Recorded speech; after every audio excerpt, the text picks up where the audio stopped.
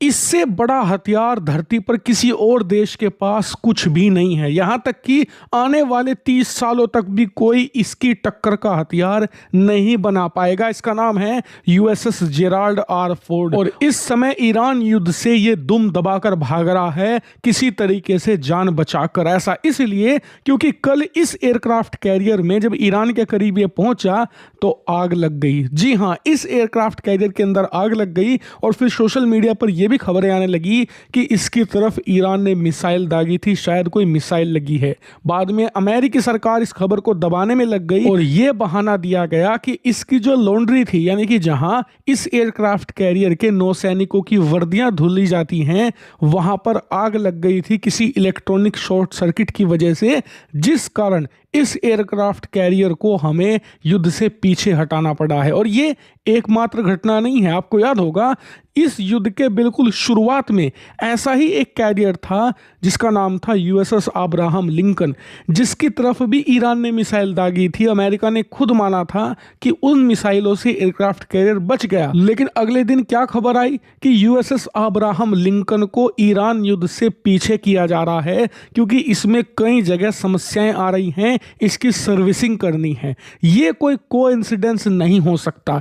Iran युद्ध में America ने 2 सुपर कैरियर भेजे थे और जिन लोगों को नहीं पता सुपर कैरियर क्या बला है, इससे आप अंदाजा लगाओ। एक अकेला सुपर कैरियर ना इतना ताकतवर होता है कि पाकिस्तान जैसा देश अगर अपनी पूरी वायुसेना और पूरी नौसेना को मिला दे और जो उससे ताकत बनेगी वो भी इस सुपर कैरियर का मुकाबला नहीं कर पाएगी, क्योंकि इस एयरक्राफ्ट कैरियर पर ऐसे लड़ाकू विमान इतनी संख्या में तैनात रहते हैं कि मुश्किल से 2-3 दिनों के अंदर ही पाकिस्तान की पूरी वायुसेना और पूरी नौसेना का सफाया कर दे। इसका लाइव एग्जाम्पल ये ईरान युद्ध ही है। आपने खुद देखा था कि अमेरिका ने युद्ध से पहले एक super career USS Gerald R Ford को ईरान के करीब भेजा। उस कैरियर पर मौजूद लड़ाकू विमान और मिसाइलों की मदद से अमेरिका ने युद्ध के शुरुआती 2 दिनों के अंदर ही ईरान की 80% वायुसेना खत्म कर दी और लगभग 90% नौसेना। और ये इसकी पूरी ताकत नहीं है, क्योंकि इस पर इतनी न्यूक्लियर मिसाइलें तैनात रहती हैं कि ईरान के हर एक शहर पर अलग अलग न्यूक्लियर बम ये गिरा सके। इससे आप समझिए कि कितनी ज्यादा फायर पावर है। हालांकि आप कहोगे कि जब इतनी फायर पावर है तो अमेरिका युद्ध क्यों नहीं जीत पा रहा, और अब युद्ध के 20 दिनों के बाद इस शानदार एयरक्राफ्ट कैरियर को युद्ध से पीछे क्यों भागना पड़ा है? तो इसका कारण है नेतृत्व। दरअसल जब से ये युद्ध शुरू हुआ है, अमेरिकी फौज से बहुत ही अजीबोगरीब खबरें आ रही हैं। जैसे कि एक खबर ये आई कि अमेरिकी नौसैनिकों ने अपने ही एक युद्धपोत के कई पाइपों के अंदर तौलिए ठूस दिए ताकि वो युद्धपोत खराब हो जाए। कई जगह खबर ये आई कि जानबूझकर आग लगा दी गई। क्यों? क्योंकि ये खबर शुरू से है कि कोई भी ईरान युद्ध नहीं चाहता था।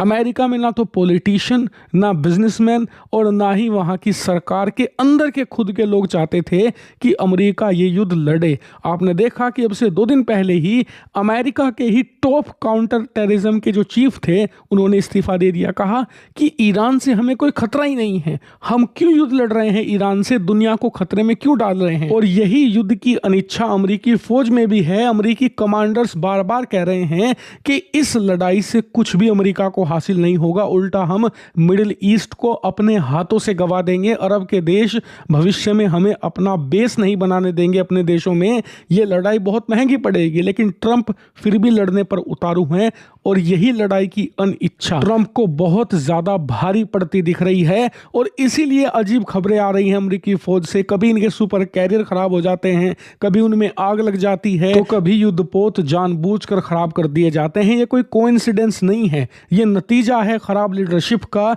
ट्रंप ने ना तो अपने देश को तैयार किया ईरान युद्ध के लिए, ना ही अपनी सेना को बताया कि उनके लक्ष्य क्या हैं, उन्हें हासिल क्या करना है, और अगर युद्ध जीत भी गए तो उनके देश को क्या मिलेगा, किसी को कुछ पता नहीं है। ये एक बेमतलब की लड़ाई है और इसीलिए अमेरिका इसे बहुत बुरी तरीके से हारेगा। वियतनाम युद्ध में भी यही हुआ था, अफगानिस्तान के युद्ध में भी यही हुआ था। जब आपकी फौज को पता ही नहीं कि जीतने के बाद क्या हासिल होगा, तो उनकी लड़ने की इच्छा ही मर जाती है। और इसीलिए आप देखिएगा ट्रंप इसकी बहुत भारी कीमत चुकाने वाले हैं।